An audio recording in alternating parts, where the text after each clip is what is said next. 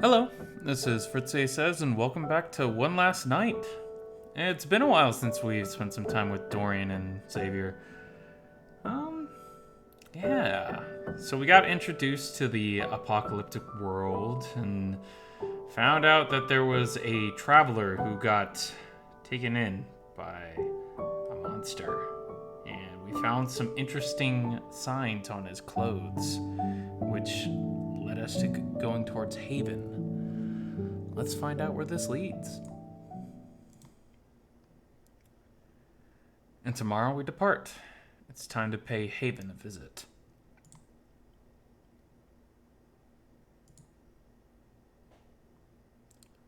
Dear Marshall, I can't believe I ever gave up on the joys that come from hiking. It's been so long since I last took one through the woods outside of town, I'd briefly forgotten what it was like. The soft chirping of birds in the trees, while the other wild animals like squirrels and chipmunks hop between branches. The gentle breeze rustling the leaves of the treetops above, as well as cooling down my cheeks from the exercise. The rays of sunshine illuminating my surroundings as I walked, causing the fauna to blossom and truly shine. Can you tell yet? I've been working on my writing. To get to the point, I never realized how much I missed spending time on these trails. After the way things ended before you, I thought I'd never find that sense of joy again in the things I used to love. But you taught me that I shouldn't let the past hold such an iron grip over my future. It'll take time to heal, but I know I'll get there with you one day. I'm sure the future will hold many difficulties for us, Marshall. With you at my side, though, I could take on the world. For now, I just need to take on the trek back to the car. I hiked so far today, and I found this beautiful look out over the city. You'd love it. Maybe next time I could bring you with me with a basket of food, and we could have our own little picnic. We can create new experiences to overwrite the pains of the past, and bring a newfound joy back to my old interest. I look forward to all the wonderful memories we'll make together, my love. See you soon, Marshy. Love, Dorian.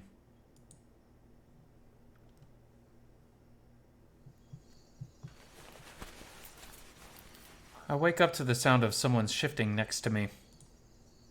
Instinctively, I reach out to grab my phone, planning to turn off my upcoming alarms that will get me started for the day. Instead, my fingers brush against the nylon fabric lining the ground, causing me to open my eyes. Oh. I no longer have that comfortable life I took for granted, but one of someone trying to survive. Pushing the sleeping bag off my torso, I sit up and take a second to stretch. I hear the rustling once more and glance over to see my newfound companion, still trying to get comfortable in the space next to me while he sleeps. Last night I'd gone to sleep before him, inviting him to rest in my tent to help fight off the cold nights. He said he'd think about it, but was going to do a watch first just to be safe, making sure no enemies were nearby. Clearly, he took me up on my offer and was enjoying it by how soundly he slept. As I watched him, I thought about the journey to come.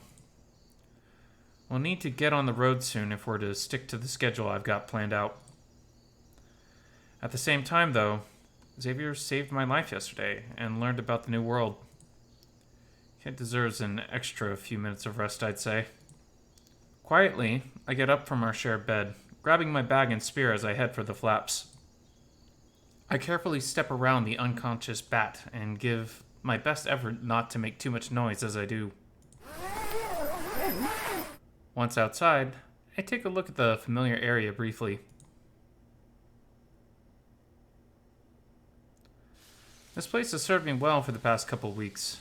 A good spot that was close enough to the city, but enough of a distance that enemies wouldn't wander near. At least, that's what I thought until yesterday. I set my bag down next to one of the logs at the campfire, keeping my spear in hand to check the perimeter. I walk along its edges, scanning the brush for anything that would have been out of place. There's a path with some snapped branches where someone had clearly run through it, but a pink string hanging from the branch tells me who made it. This is clearly the direction Xavier had come from, opposite of the town. Couldn't help but wonder about his story again, questioning its truth. There was that unmistakable look of pain and trauma in his eyes when he first told me, so there was definitely some honesty to it. Yet, it was awfully convenient he happened to be there at the exact right moment.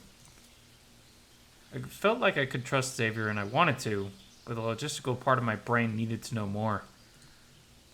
I continued this train of thought as I scouted the rest of the area, stopping for a moment to go pay respects at the makeshift grave. When I arrived, I found a secondary headstone next to the body. Very roughly carved into a slab of wood were some words. To whoever you were before. Ah. After I'd gone to bed, Xavier must have made this knowing the fated were once like us.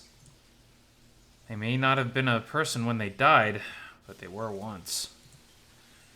He no doubt was carrying some guilt with that thought, and this must have been to ease it. Truthfully, I planned to make one this morning, but it seems I've been spared the trouble. I knelt down before the gravesite, apologizing that the world had taken them in this way, and wishing them to be at peace now. Just another tragedy amongst the many already, and the more that were to come. I returned to my bag in the clearing, satisfied that we were in the clear. The faint rot of the fated had begun to permeate the air, the stench unwelcome in the morning light. Since we wouldn't be in this area much longer, it should be okay to start a fire for now. The smoke would give away that someone was here, but not before we had left.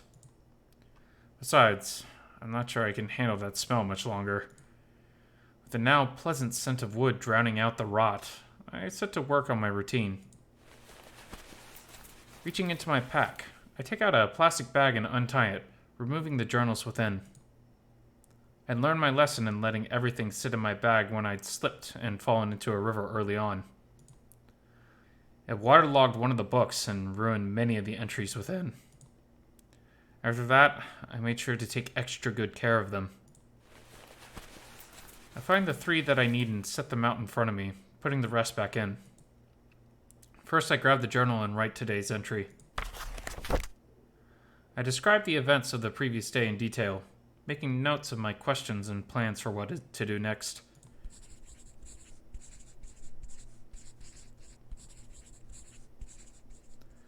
This had become a ritual for me even before the apocalypse. It was an easy way to organize my thoughts. As a bonus, it helped me keep track of the days, giving me that sense of calm that there was at least something still consistent.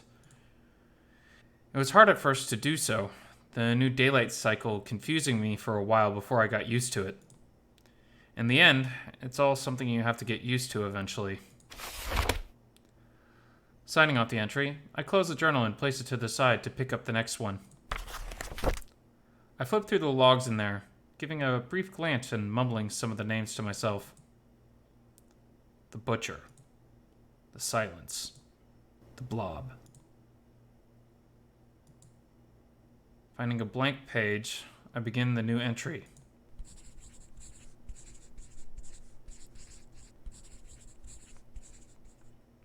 I start to sketch it out on the opposite page, making notes of its significant traits. Whenever I encounter a new fated, I keep a record of them for the future. We'd managed to kill the vampire yesterday, but most of the time, the better solution is to flee. A number of the fated in this journal are sure to still be alive and wandering. Some might have been killed by others like Haven since I'd seen them last. It'd be something I'd have to ask about when I got there. I hear the rustling in the tent opening, accompanied by a yawn. I turn my head to look and watch as Xavier steps towards me, arms reaching towards the sky as he stretches. Morning, kid. Morning, Dorian. Get a good sleep. Better than I have the past few nights, that's for sure. I looked back down at my sketch, adding the few last touches as Xavier approached. What are you writing? An entry for the faded we fought yesterday. I accentuate my point by hooking my thumb over my shoulder in its direction. I keep a log of all the ones I've encountered so far. Wow. I didn't know you could sketch like that. It's impressive. A soft smile creeps onto my face at the remark. Thanks. It's one of the hobbies that's persisted through everything. He takes a seat next to me and watches as I finish up. From how far you are into that thing, you must have encountered quite a few. I've seen my fair share over the months. Some I've managed to defeat, others I just ran from. If you can avoid a fight with those monsters, that's the route you want to take. No point in risking your life for the sake of glory. Think I could get a look at it. I close the book with the entry now finished, looking towards my companion. At a later point, sure. For now, though, we've got some other business to attend to. I pick up the last of the 3 journals and give it a tap on the cover. An inventory check. I'll go over my supplies first while you prepare us some breakfast. Then we'll take a look at what you have on a separate page. It's easier to plan for the future when you know what you're working with and when you'll need to restock. The bat gives me a nod of approval, smiling. You really do know what you're doing, don't you, old man? I look at him, blinking in surprise. What? You called me a kid. It's only fitting I address my elder as what they are. An elder. He begins laughing at my shock. I stare at him incredulously. Did he really just call me old? The more I listen to him laughing, I can't help but find myself joining in as well. It's infectious. You got me good with that one, I'll admit. Just means I have to step up my game for next time. Yeah. Okay. I'll get started on a meal for us. Before he can get up and grab his stuff, I hand him 2 cans of stew. He opens his mouth to protest, but I cut him off. You did our meal last night. I get to do ours this morning. Don't argue because I won't hear it. Xavier looks at me with a smile and blushes slightly, seeming a bit embarrassed. Thanks, Dorian. He turns away to figure out how best to heat our food as I begin my inventory check. The only changes from yesterday are the number of rations and a slight dip in the bandage department. After we unwrapped me yesterday, I'd given all my excess materials to Xavier for his supplies. I also made a mental note that although we were going to Haven, it'd be better to stock up on rations before we entered their camp. It'll be a good teaching moment for Xavier on how to scavenge as well. I finished up the check just in time to see the bat approaching me with cans now wrapped up in cloth. Careful, they're hot. I gave him a smile as I took the can from his hands, blowing the steam rising from the open lid. Reaching into one of my bag pockets, I took out 2 spoons and passed one over to him for use. The 2 of us dug into our respective meals, enjoying the taste of a hearty chicken stew. We ate in silence for a while, enjoying the presence of the other while listening to the crackles of the fire before us. You beat me to it? Xavier gave me a confused look. To what? The gravestone. Ah, that. Well, after what you told me last night, it didn't feel right to leave nothing there in their memory. Whoever they were before, they surely had a life, people who cared for them and people they cared for. Plus, since I had a crucial role in their death, I felt the sense of responsibility I should be the one to lay them to rest. Xavier. I know. They weren't who they once were and probably grateful to be free of that horrible state. Still, I couldn't just do nothing.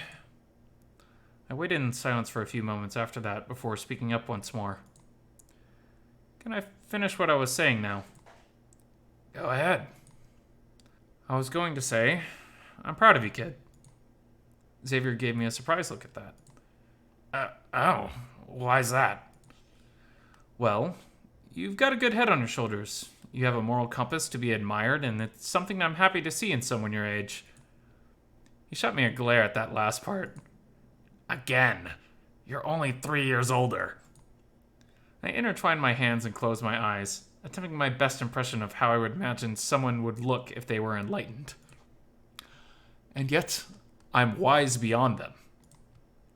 It was met with a laugh from my companion that I joined in on. Keep telling yourself that, old man. The laughter continued as we finished up the remainder of our soup, and I beckoned Xavier over. Alright, let's go over your inventory and see what you have. It occurred to me that I didn't even know how he'd been keeping his supplies, like the food from last night. Say, where are you keeping your stuff? You don't have a backpack. Xavier gave me a smile as he slid off his quiver. That's because I've been using this. Passing it over to me, the thing was a lot bulkier than I'd realized. While it was skinny at the top and bottom for arrows, the thing was covered in pouches and pockets used to store various things. Where did you even get something like this? My parents invested in some self-defense survival company, and this was one of the rewards for the tier they pledged. Fascinating. It's unlike anything I'd seen before, and yet there was a vague sense of familiarity about the design I couldn't quite place. I hand the quiver back over to Xavier before opening my bag once more to replace the books in their respective plastic bag. Then I slide a new, smaller notebook with a pen out of one of the front pockets I'd placed there as a spare for a spare. I'd opened it up for the first page, writing Xavier's Supplies across the header.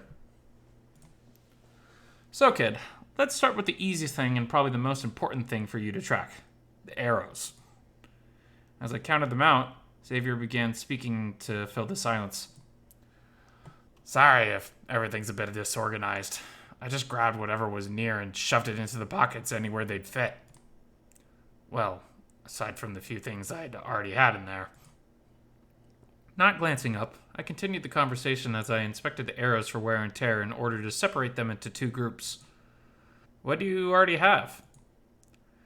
The arrows, most obviously. Other than that, it was a few basic supplies like rations, a water bottle, a book on Morse code, a multi-tool, etc. I paused and glanced up at him. Wait, what was that last thing? Xavier gave me a confused look. Etc.? Well, it's an adverb used to indicate that there are more similar things following. He cuts himself off, seeing the deadpan look I give him. Surely you know what a multi-tool is, Dorian.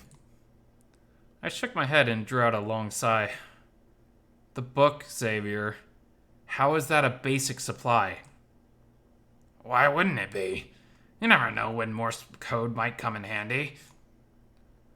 But once you learn it, do you really still need the book around? I guess not. There were a few moments of silence that followed before he spoke up again. Do you know Morse code? Nope. Aha! The book has a use once more. Point, Xavier. Since when is there a score over our conversations? Since I started winning. This elicited a laugh from the both of us as we began to focus on taking stock of his supplies.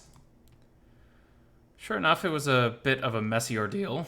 While the aforementioned items were there, including the book, everything was strewn about.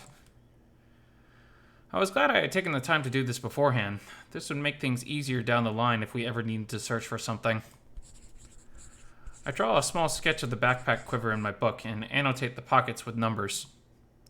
From there, I write the numbers on the opposite page and list each object stored there with their quantity. Despite Xavier having to grab whatever he could, he had a fair amount of items that could be useful later for basic survival. Some rope, a small mirror, a miniature first aid kit that was nearly all bandages, water for purification tablets, a deck of cards, and more. Not a bad haul, kid. We'll make a survivor out of you yet. Thanks. Xavier shot me a beaming smile, and I felt my heart skip a beat at seeing the joy in his features. I really was growing attached to him, and fast. I'd never been the type to make quick friends, but he and I just seemed to click naturally. It was a nice contrast. I closed the notebook and slid the pen back down its spine, holding it out to Xavier.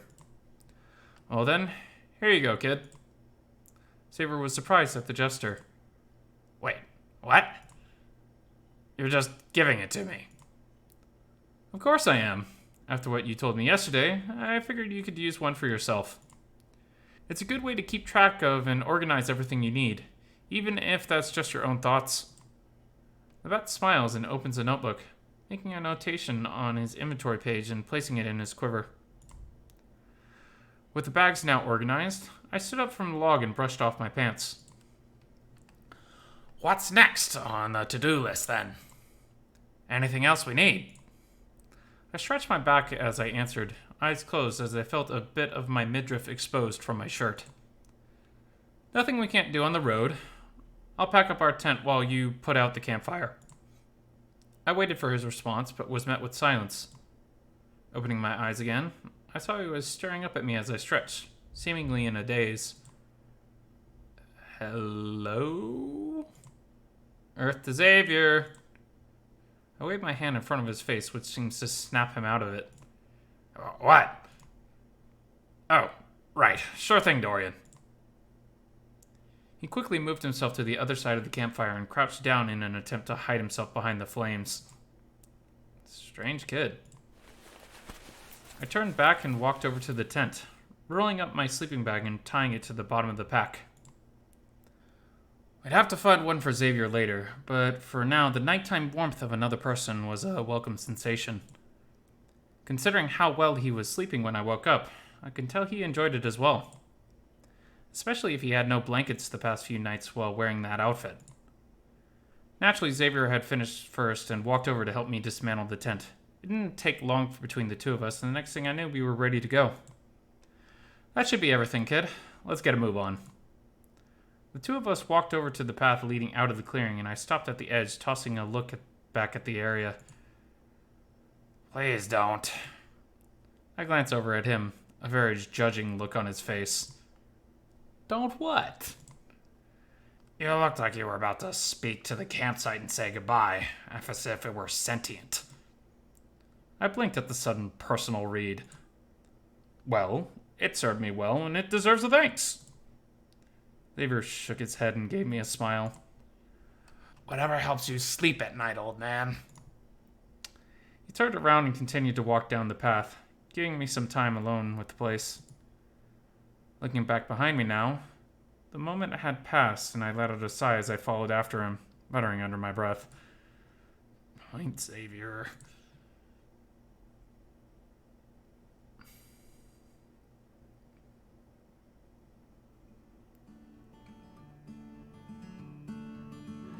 The canopy above allowed glimpses of sunlight through as we trekked towards the city, me taking the lead as I'm more familiar with the terrain and know where we're going. No matter how much time I spent out here, I don't think I'd ever get enough of walking these trails. There was just something I found comforting about these woods, like it was a home away from home, with the fresh scent of nature in the air. I suppose that was one benefit of the end. The air pollution had reduced significantly. There was no longer that heavy stench of motor oil and rotten garbage that often came with it. It was a nice change of pace to be able to breathe fully and not have to worry about inhaling the smell of someone's leftovers that had been in the refrigerator a bit too long and sat baking in a black bag under the unforgiving sun. I turned my attention back to our walk, not letting myself get lost in the unnecessary thoughts. I don't need to be caught off guard while I'm having some sort of shit attempt at a poetic monologue. That'd be a heavily embarrassing way to die. Well, for me at least. We continued to walk in silence for a good half hour or so, and before my brain can make another attempt at ranting to myself, Xavier speaks up. So? Nice weather we're having. I blink at the bat and shoot him a look of amused disappointment. Yes, it's quite lovely. Not an aircraft in sight. Now, what is it you really want to ask? Xavier begins to redden in embarrassment as I call him out. I didn't really have anything specific in mind to talk about. I just, wanted to talk more with you.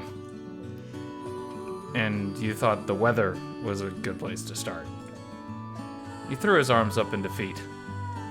I don't know, man. I'm a year out of practice with this stuff, and I didn't exactly speak to many people before then either. I'm not really sure how conversations are supposed to go. Ah, another socially awkward butterfly like I used to be. Well, kid, here's some advice. If you want to talk to someone you're not familiar with, try broaching them with a topic to get to know them better. From there, you're sure to find something in common, and if not, you can always learn something new.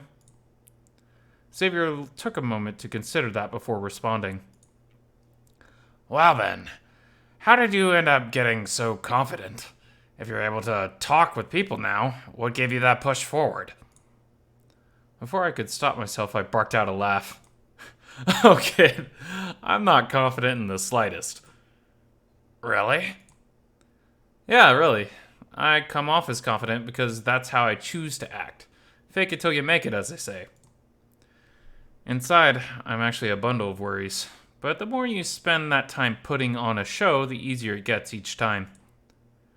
I could see my companion's eyes as he filed that mental note away for later use.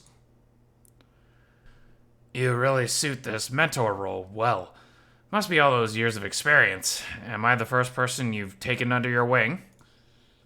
I covered my laugh with a cough at hearing him use that turn of phrase. I suppose you are. I never really had anyone to train or teach things. I'm usually the student in those situations. Then for my sake, I hope you took a few notes to prepare yourself for this then. Ah, yes. I'm sure this will be my greatest challenge yet. Teaching a young brat the true ways of the world. Xavier looked shocked at my word choice. Who are you calling a brat? Did I say that? I'm pretty sure I said bat. I may be the older one here, but it seems like you're the one who needs a hearing test. We both began laughing at my retort, continuing to walk forward. All right. Point Dorian on that one. Aw, thanks, Xavier. I rustled my fingers through his head fur in an appreciative gesture. Though if I'm going to be your mentor, I'm not sure how well that fares for me. What do you mean? Well, often in the media, whenever the mentor figure is introduced to a character and trains them, the mentor later ends up dying. It's a classic trope used across all kinds of narratives. The bat gives me a glare at that. Not everything is a movie, or whatever, though, is it? You're right. Sometimes, though, life is a bit more enjoyable if you see it through that lens, especially when you find yourself in a reality such as this one. Xavier nodded in agreement before thinking something over once more. How about this? In order to break that sort of narrative, I teach you a few things in return.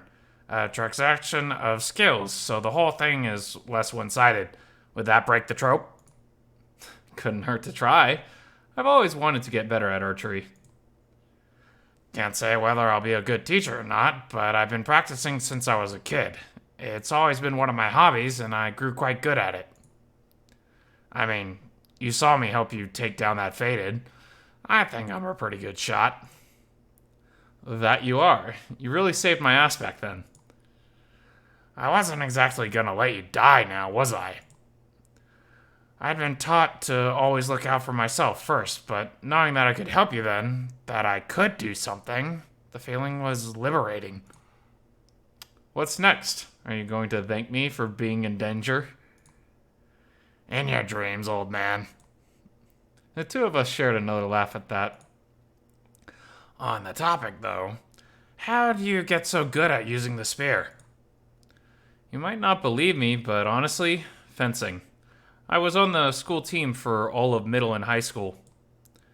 Granted, I was rusty when things started to go wrong a year ago, but training with the folks at Haven helped me get back to the point where I could defend myself properly. Hell, they even made my spear. I gave the weapon a little twirl to accentuate my point. Better than wielding a regular kitchen knife that I was using at the time. Instead, it became the tip for my new weapon. Wow. I know you told me a bit about them before, but what else can you say about Haven? I thought for a moment about my time with them. As I said, they're a safe community. It first started as a place to gather survivors in order to create a sense of unity amongst the unknown. Then, when the Fated started appearing, they began establishing themselves as a hub of safety for those that needed it. They built up walls to keep Fated and other enemies out. They set up a system of scouts to search for supplies, monitor the area, track Fated, rescue survivors, and more. Granted, its formation was completely by accident, just a bunch of people trying to help, turning it into a sanctuary for those in need of help. There are other groups amongst the city, some like Haven, and others going towards a darker path. Overall, however, Haven stands among the best of the options in my opinion. Xavier smiled at this. No matter what world we live in, people still find a way to come together. Based on how you talked about them, you really admire them, don't you? I give him a smile back. Of course I do. They're some of the best people I know. I doubt I'd be here without them. Then if you trust them so much, so do I. He gave me a nod as we walked the path forward in silence for a few moments, the conversation reaching its natural end. It was quiet for a while again, the two of us enjoying the company of the other, until there was a familiar noise off just to the left of the path.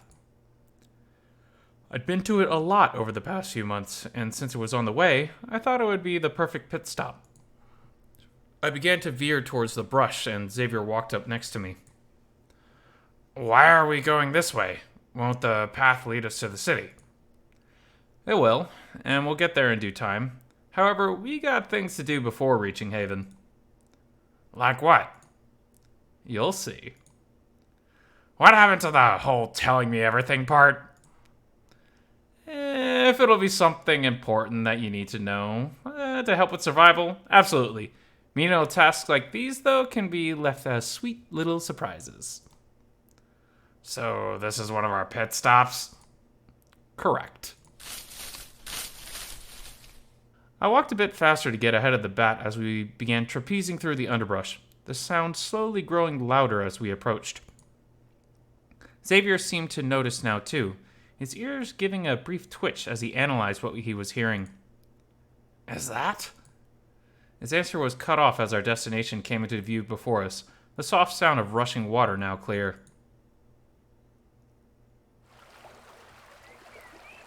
Before us now was a river, the water flowing at a brisk pace as it collided with the rocks beneath the surface. It wasn't too deep, and the bottom was still visible as we approached the riverbank, and I slid my pack off to set it to the side. The sun shone down on the brook, hopefully providing us some warmth to the stream as the greenery surrounding the area blew ever so slightly on the breeze. Overall, it was a beautiful spot that had remained relatively undisturbed over the years, even less so now. My companion seemed to notice this as well as he took in the sight in awe. Wow, this place is gorgeous. How did you manage to find this? Xavier stepped further ahead of me into the clearing. I've hiked these trails many times over the years, not just after the apocalypse either. There's only so much you can explore before you decide to blaze new trails, however. This was one of my discoveries. Xavier followed my lead now, placing his quiver pack down. I intended to waste no time here, sliding my shirt off as he examined the watery clearing. Most importantly, the sound coming from the stream is good noise reduction for what we'll be doing here. My pants were at my ankles as the bat turned to look at me. Are you finally gonna tell me that... Xavier glanced at my mostly nude form, a heat beginning to rise to his cheeks as he tried to speak. What? I stepped out of my pants and hooked my thumbs into my underwear, about to slide them down as my companion is finally able to string words together in an almost squeal. Stop! What do you think you're doing? I blink at him in confusion, moving my hands back to my sides. Getting undressed. Why? I gesture to the river, expecting him to connect the dots on his own. He takes a few moments as his face begins to redden further beneath his fur at realizing what I'm talking about. We're going to bathe? Like, together? Well, not together per se, but in close proximity to each other, yes. I'd rather we stick close by just in case, and there's plenty of room in the river for both of us. His blush seems to ease a bit at that answer, and I smirk, taking into consideration how flustered I just made him. What's the matter, kid? You aren't afraid of a little male contact, are you? The bat immediately flusters again, at a loss for words. Oh, come on! That wasn't even my best work. You act like you've never seen another nude man before. That's because I haven't. Now that surprises me. Wait, really? Of course not. What do you mean? I thought you were gay. Your flustered state turns into shock at that. What? How did you know? I give him my most disappointed look yet and use a hand to gesture to the outfit he's currently wearing. If he thought he looked straight in those clothes, the kid might have been more clueless than I thought. Xavier glances down at himself and rubs out his arm, embarrassed. Point taken. I give him a soft smile. I'm still surprised, though. You're a conventionally attractive dude. I thought you would surely would have had a guy hanging off your arm at some point. Xavier seems to get a bit uncomfortable at the insinuation, not meeting my eyes as he responds. I had a rather sheltered upbringing. Never got the chance to try a relationship or anything like it. Oh. An awkward silence begins to descend on the two of us. I speak up at first, trying to break the tension before it gets too thick. Well, hey, think of it this way. You've already seen my body before when you bandaged me, so there should be nothing new.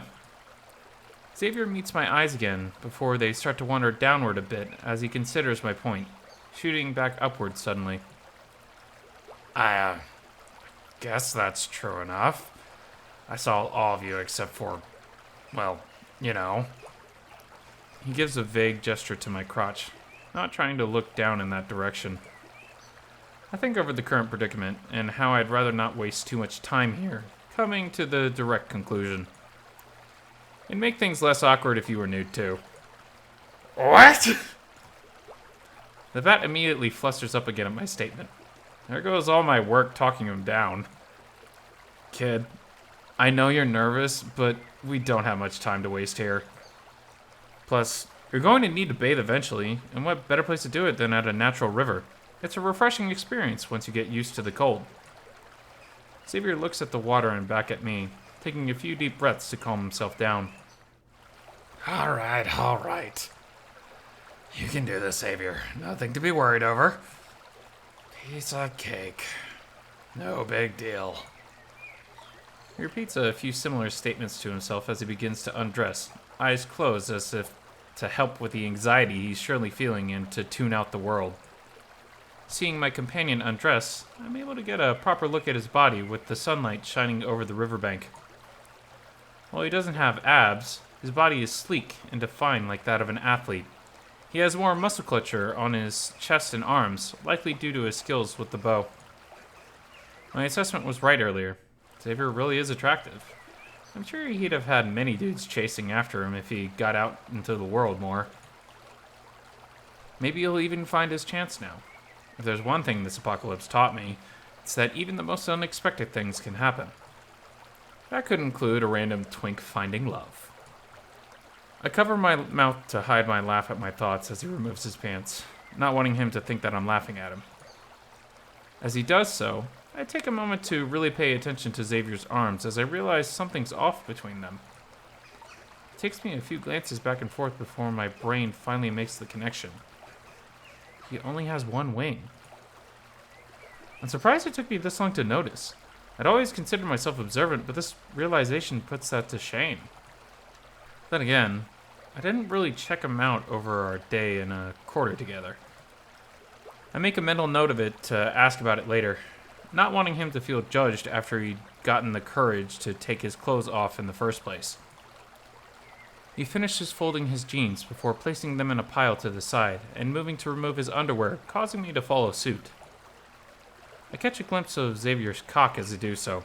It's average sized with a decent girth to it. It's uncut too. Quickly though, I avert my eyes. Last thing I need for him is to start calling me a pervert. It's not like I can help the urge to look at another man's crotch. It's only natural I want to know what they're packing downstairs. I cringe at my internal monologue. I need to stop trying to justify myself to, well, myself in the stupidest of ways.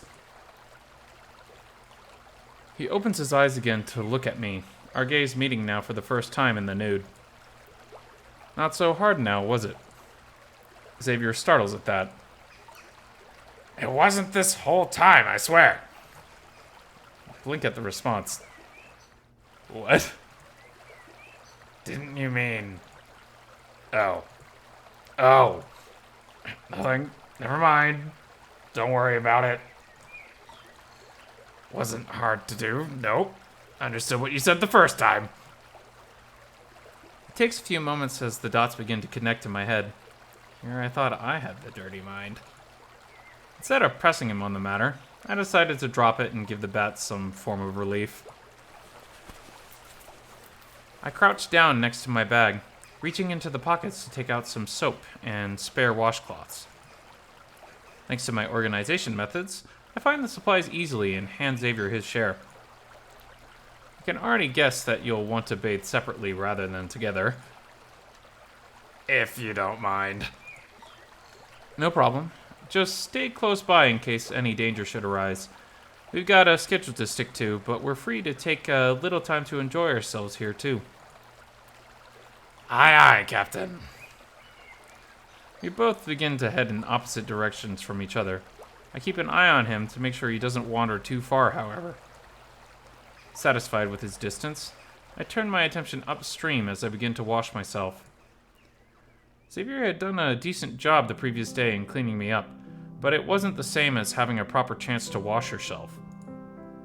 There was something rejuvenating about letting fresh water run over your body, cleansing you literally, but in a way mentally as well.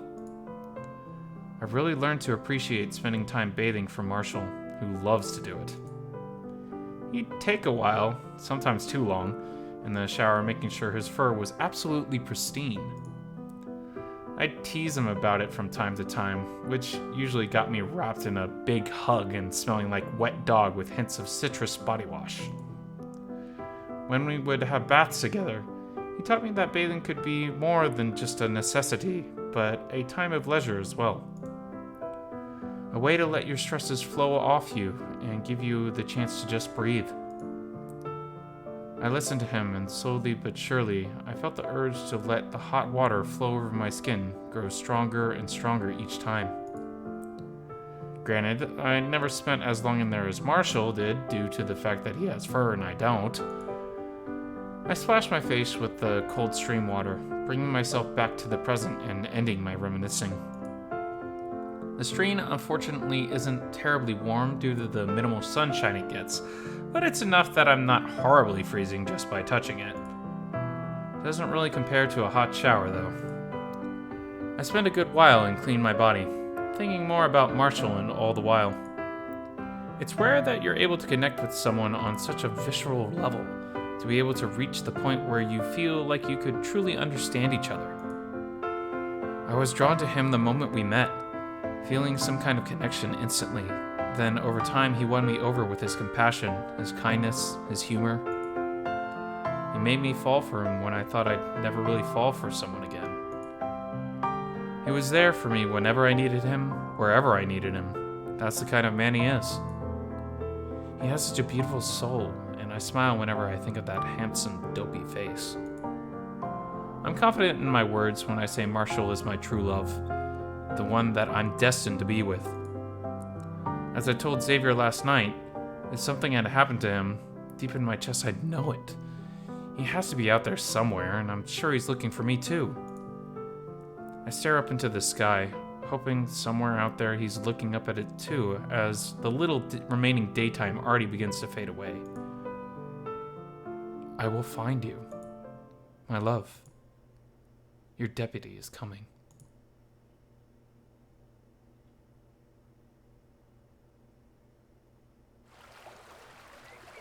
I did up the last button on my shirt as I finished getting dressed, shaking my hair out a little bit to help it dry easier. Glancing over, I saw Xavier's pile of clothes was still sitting next to his quiver, untouched since earlier. A quick look back revealed the bat still splashing himself with the water. Looks like I'm not the only one who appreciates a good cleaning. I'd have let him go a little while longer normally, but we were already into twilight again, and we had one more stop to make before the day was over. Hey kid, wrap it up, we got places to be. Coming. I see him splash himself one last time and shiver before he comes back to the shore and shakes off a bit, almost like a wet dog. I toss him a towel to dry himself before he looks up, barely catching it in time. Thanks. I turn my attention back towards my bag, putting the supplies from our bath time away. It feels great to be clean after the fight the day before. I noticed as well the bruising had already begun to fade away for the most part. It was a miracle I'd managed to get away from the fight relatively unscathed, something I owed entirely to Xavier's presence and timing.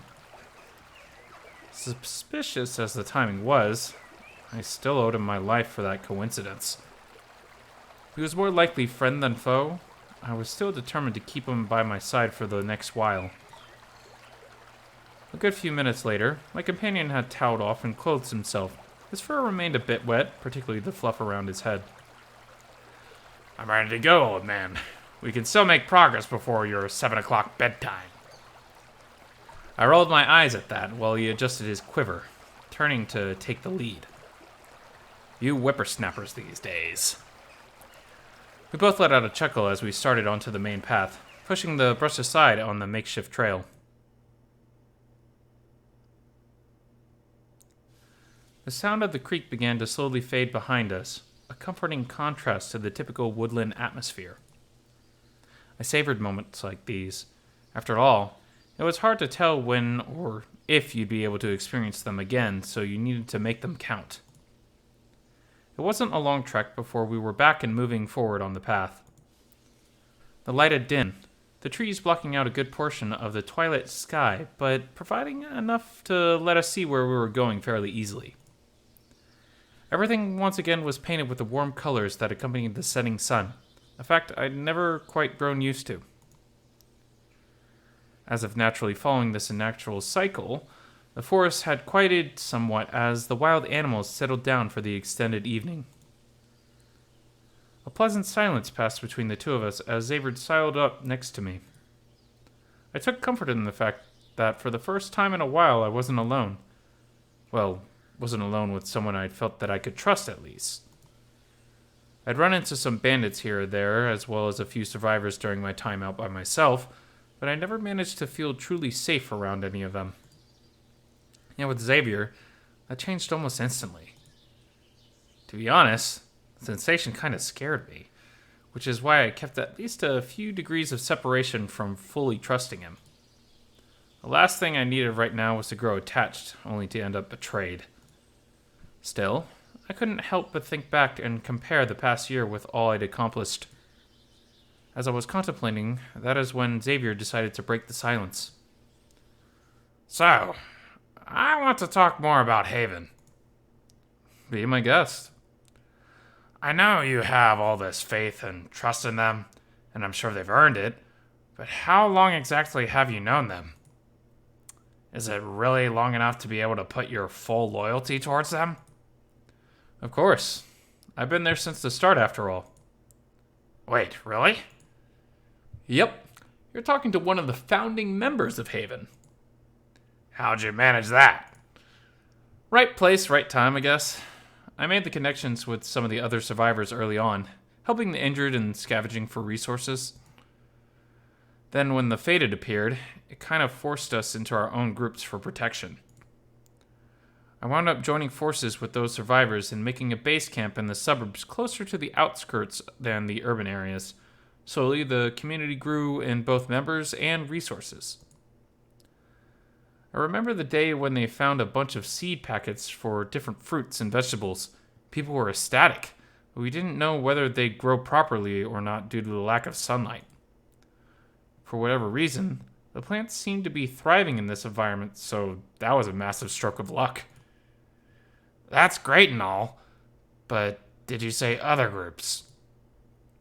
Did you really think in a city this big there'd only be one concentration of survivors? Xavier reddened at the question. Fair point. Some are allies to Haven, but others hold a more hostile attitude. None more so than the Bandits. Bandits? Shit. This really does seem like an apocalypse. I give a laugh at his remark. You're telling me. Why did you leave it behind then to move out here? Oh, it wasn't a move here per se. This is just one of the locations I'd been at.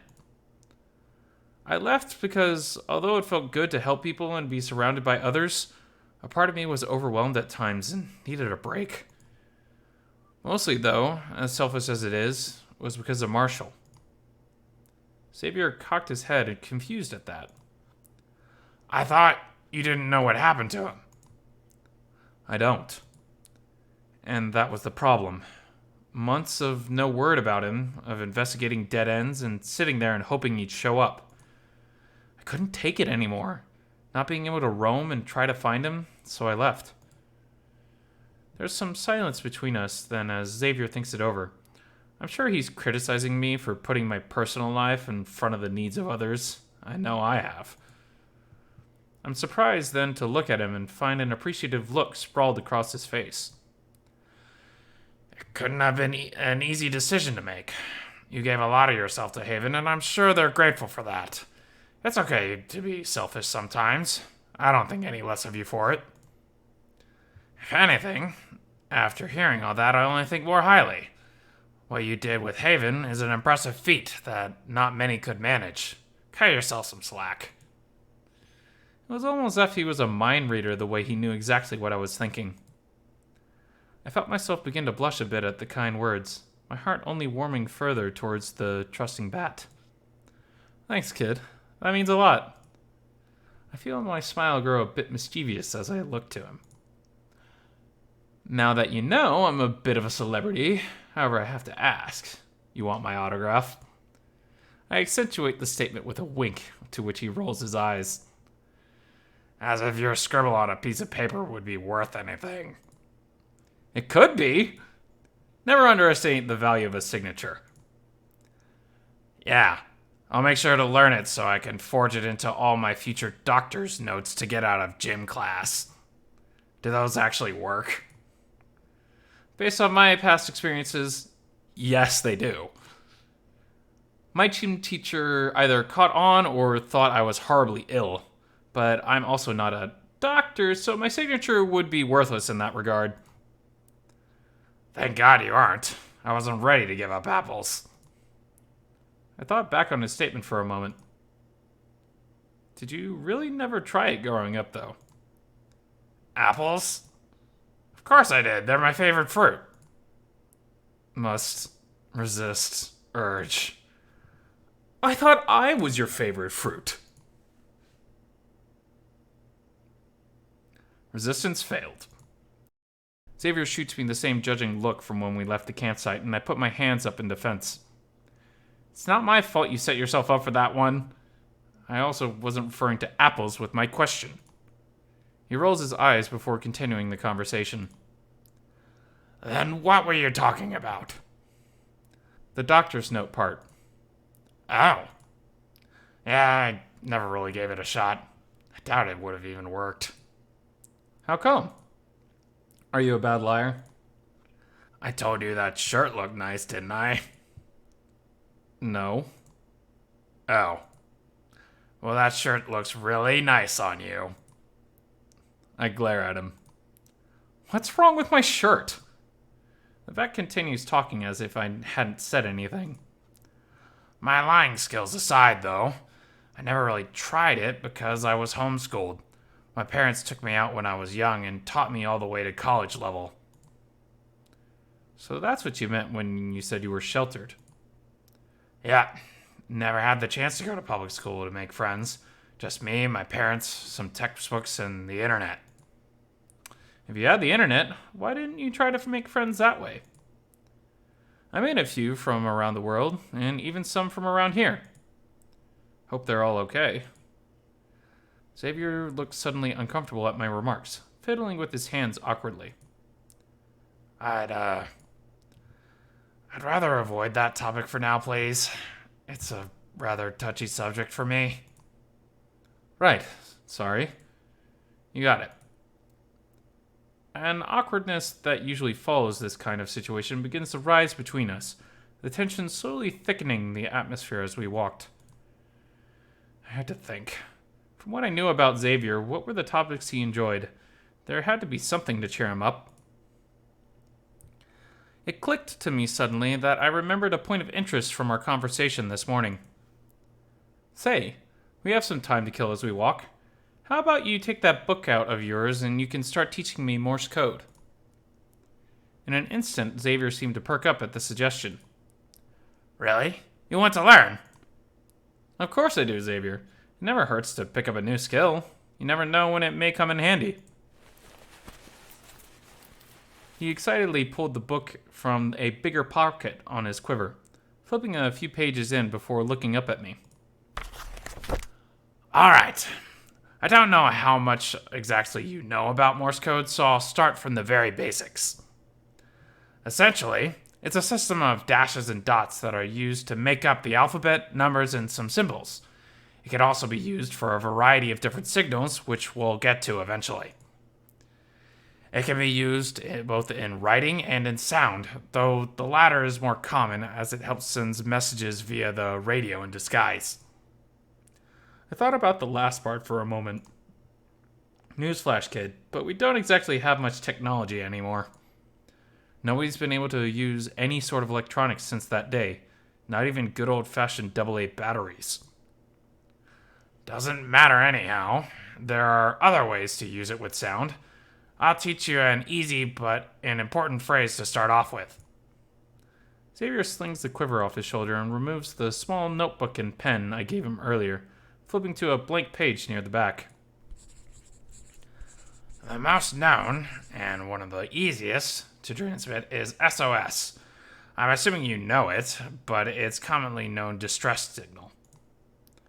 Fun fact, it was developed for maritime use and doesn't actually stand for anything besides what some people might say. You hear people claim that stands for stuff like save our souls, but that's all complete bullshit.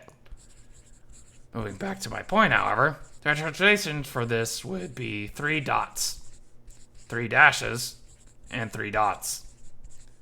These make up the corresponding letters to the signal. He holds the notebook in front of me to show me what he's written, the notebook corresponding with what he just said.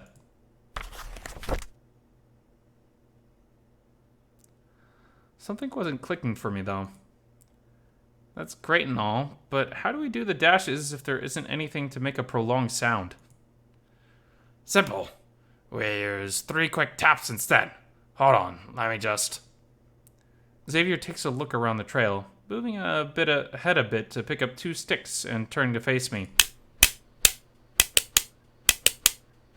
He then taps the sticks together in the order of SOS. 3 hits, 3 sets of quick taps, and 3 more hits. That's how you would signal SOS. It's always good to know, and just in case something happens and you end up in danger. Here, give it a try. He hands me the stick and I attempt to repeat what he just did. It's a bit messy, I rather never having been that good, but it comes across just fine. I imagine it would be hard to screw up. Just like that. See, an old dog can learn new tricks. I shoot him a glare, but can't help but laughing along with him. He's right, though. This is something useful I can use to my advantage. Increasing one's skill set is always a bonus. I'm also just excited to learn more. What's next, then?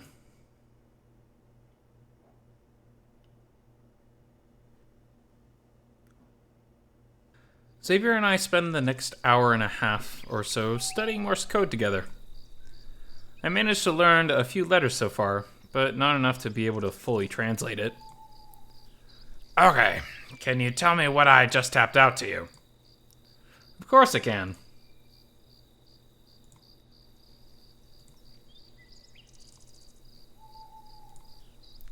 Then what was it? Next question. Xavier shakes his head, a smile on his muzzle. You're hopeless. An idea seems to pop into his head as he speaks. Give me a minute. I know what to do. The bat flips to a new page in the notebook and starts writing something down. I take the time to observe the scenery as he does. The trail we're walking has taken on an uphill slant, and has for a short while now. We're getting close to our next stop. I glance over at Xavier, worrying about what comes next. It will certainly hurt, but it's probably the best way to handle this. He needs to see it for himself. I slip my bag in front of me once more and slide out the pocket watch to check the time. We're running a little behind schedule, but not enough to have much of an impact. Without this memento, I never have been able to keep track of the days as they passed. Even when he's not here, Marshall still finds a way to take care of me. As I'm zipping the pocket back up, Xavier finishes his writing.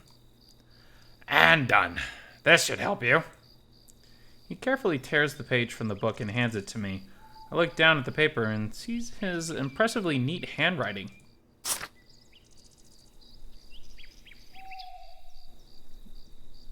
Is this a cheat sheet? I prefer the term study guide, but yes. The page has every letter written with the associated dashes and dots next to them. Also included are the numbers 0 through 9 and some punctuation marks.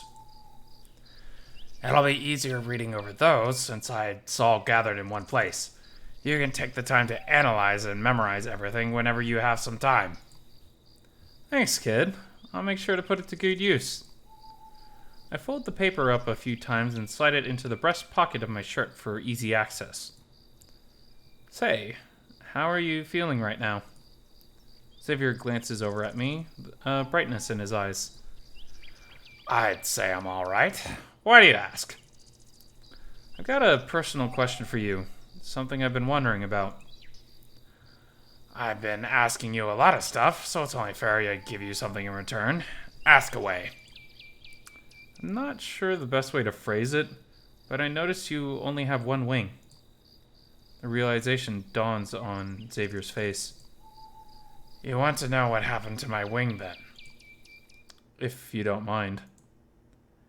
He looks a bit sad suddenly as he faces downward. It was stolen from me when I was young. Sold on the black market for whatever sick purpose they had come up with.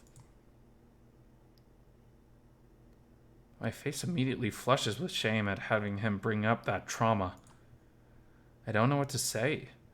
The bat meets my eyes as I struggle to find my voice. Fuck. Xavier, I'm so... My words cut off with the sudden boisterous laughter as Xavier begins cackling to himself. Holy shit! There's no way you actually believe that! He continues to laugh at my shame, quickly turns to embarrassment. Of course I did! Why wouldn't I? I don't know, for a man who preaches caution, you really let your guard down on that one. It takes a solid minute before Xavier is able to speak properly again, having laughed to himself so hard that he needed to catch his breath. I can't believe I fell for that lie. I was so quick to believe him I didn't stop to question things as I usually would. Just goes to show how much I've grown to trust him in such a little time. You done now? Yeah, I'm fine. Told you I was a good liar. Yes, point you. Now answer my damn question, please. There's no sob story or anything. It's a simple reason. I was born without it. The doctor said it was some kind of extremely rare genetic defect. I've been this way all my life, so I've never been able to fly or anything. As much as I'd always dreamed of it. Must have been tough, though. It's had its moments, but overall I don't let it affect me much. It's a part of me and I can't change it, so I've accepted it and moved on. No point in wasting energies or hating myself when I can spend it on being happy instead. Truer words have never been spoken. The incline we're walking suddenly gets a lot steeper, and I can see the area I'm heading for not much further ahead. Xavier seems to finally take notice of our upward journey as well. Wait, how long have we been hiking uphill? For a little while now. We'll set up camp after we hit the top. This only manages to confuse him more. I don't understand. Shouldn't we be heading downwards instead? I told you we'd have a few pit stops before we got there. This is the last one of the day. I stopped before we reached the top, unable to see what waits up there for us, and turned to Xavier. This will be painful to see, but I'm right here with you, okay? His confusion began to veer further towards concern. Dorian, what's going on? We'll be coming up upon the cliff just ahead. With it, you'll be able to get a proper view of the city. Okay. I'm not sure where the problem is. I sigh at him. There's a difference between being told something and actually seeing it for yourself, Xavier. You know things were destroyed, and I'm sure you even saw some of it. But what you're about to see, though, is the world as it truly is now. And I promise you, no matter how prepared you might feel, that it won't be easy to see. Xavier nodded at me. I know you're right, but I'm ready for it all the same. He begins tapping his fingers on his leg, likely a bit nervous tick to help him stay calm. Let's go then. I take a deep breath and continue forwards, Xavier following at my right side. As we step forward, another clearing comes into view, the ground having plateaued out. Across from us is another trail going downwards, and to the right is an opening in the dense foliage. The edge of the cliff. Xavier immediately is drawn towards it, his curiosity overtaking him. I let him go and turn my attention elsewhere.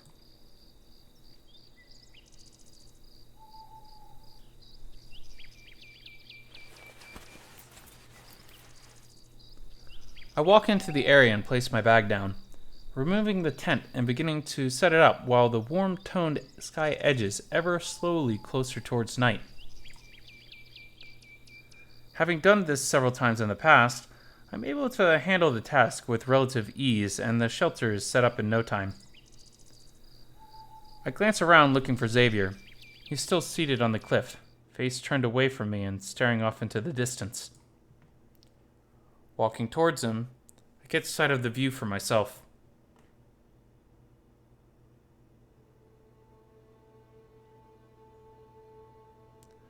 I stare into the distance, taking in the scenery before me. My gaze first falls upon the edges of our city, towards the overgrown suburbs. They're damaged like the rest of the place, but less so the closer to the surrounding forest you get. Fauna has taken hold of it, growing unnaturally quick in the past year. The trees spring up amongst the battered houses, casting shadows onto the forsaken ground beneath them. The further in I look, the worse the damage begins to grow. The falling buildings cause quite the destructions to its surroundings, having knocked into each other and smattering the city with debris. The skeletal remains of skyscrapers populating the horizon create the outline of a city long gone from what once could be considered its prime. Rays of warm sunlight cascade and glisten amongst the shattered glass decorating the broken world we now find ourselves in, dotting the territory as if it were a night sky.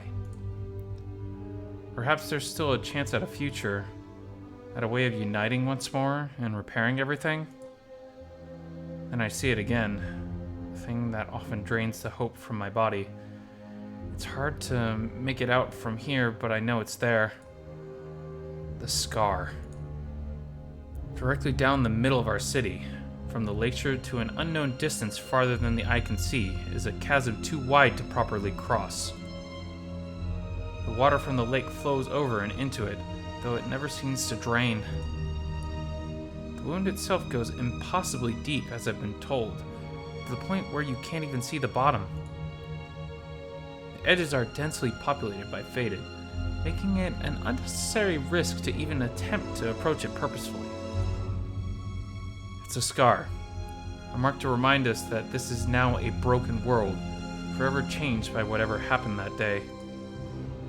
At the same time as I grieve what once was, I can't help but admire the beauty that comes with the destruction as well. There's something in all of us that always seems to crave a look at misfortune, to see for ourselves and admire it. I'm drawn into the view every single time, the highlights of sunset combining with the heightened greenery overtaking the urban landscape. I close my eyes and take a deep breath, wiping a tear from my face as I look away from the sight. Instead, I move my gaze downwards, towards Xavier, seeing the tears flowing down his cheeks silently as he stares. I look back up as well as we stand in silence while the sun slowly sinks further toward being out of sight. It's really gone, huh? I nod, letting my silence speak for itself. He takes a shuddering breath in return. Do you think we'll ever be able to get things back to the way they used to be? I take a few moments before I respond. I'd be lying if I said I knew. I don't think it'll ever be the same as it once was. A small sob comes from my friend beside me. But that doesn't mean they won't get better. It'll take time, but the world is always changing and we can push it toward a change for the better. Right now, we have each other. It may not be much, but I think it's one hell of a start. I've seen enough of this life to tell you that there's always a brighter day after the storm. I smile softly to myself. Who better to hear that advice from than an old man? A light chuckle now comes from Xavier, the joke seeming to have landed. Now that you know what you're up against, allow me to properly introduce you to this world. I take a step closer to the edge so Xavier can see me and turn to face him as he meets my eyes, my arm sweeping outwards like an announcer taking the stage as I gesture to the city behind me. Well, kid, welcome to the apocalypse. A sad smile stretches across his muzzle as his stare drifts from me back to the unfortunate yet mesmerizing scenery. I move to sit down next to him, wrapping my arm around his shoulders to pull him in for a side hug. Thanks, Dorian. For what? Being here. Anytime, Xavier. He rests his head against me, and in turn I rest mine atop his, watching the slow retreat of the sun lead the evening into night. Our journey may just be starting, but with Xavier around, I can't help but feel this newfound spark of hope. Like there's a voice in my head repeating the same 4 words. It'll all be okay.